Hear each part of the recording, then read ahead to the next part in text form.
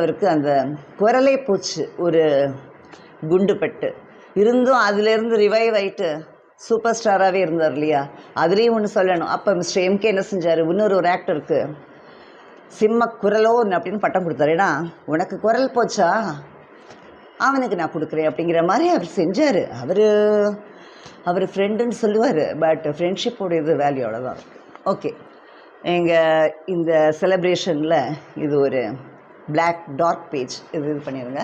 But எனக்கு மனசில் பட்டது சொல்லிட்டேன். இப்போ இதில் ஐ டென்ட் நோட் தட் பாயிண்ட், ஆனால் சொல்லிட்டேன்.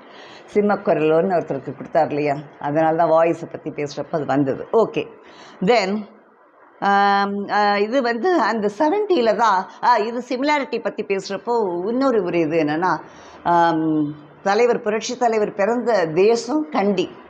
அங்கே மெயினாக உங்களுக்கு அவங்க புத்தா இது விகாரம் நிறைய இருக்கும். அங்கே உங்களுக்கு